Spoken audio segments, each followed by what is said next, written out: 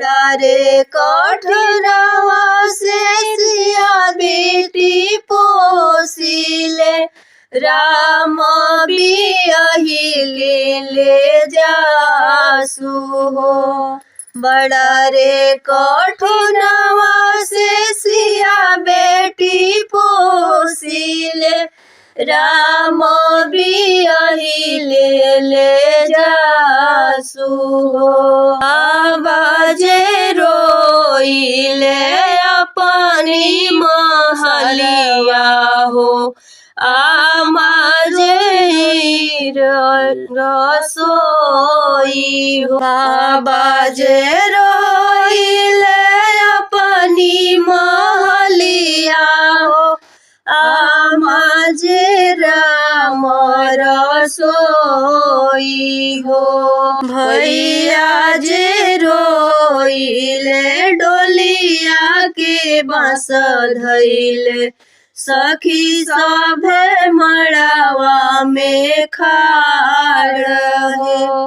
भैया जे रोइले डोलिया के बाँस धइले सखी सभे मड़ावा में खाड़ हो। जनी रोवाए बाबा अपनी महलिया हो जनी रोवाया रसोई हो। जनी रोवाए बाबा अपनी महलिया हो जनी हमारा रसोई हो। जनी रोवाए भैया डोलिया के बाँस धइले जनी सभी मड़ावा में खाड़ हो।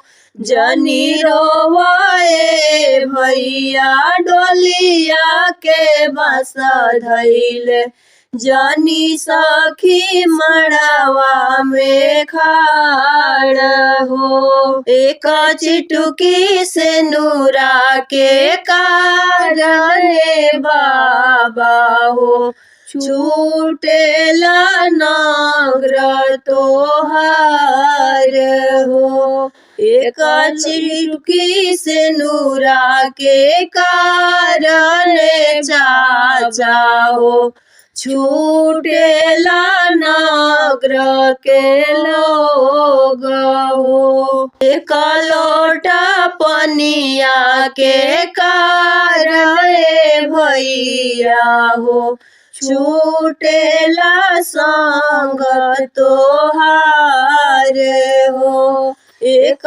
लोटा पनिया के कारण भैया हो छूटेला संग तोहार हो।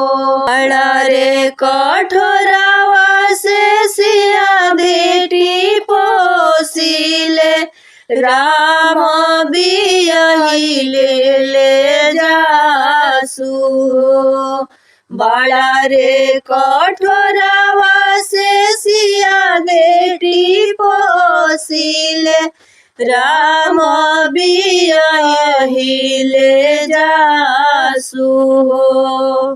चाचा जे रोइले रानी महलिया हो चाची जे राम रसोई हो।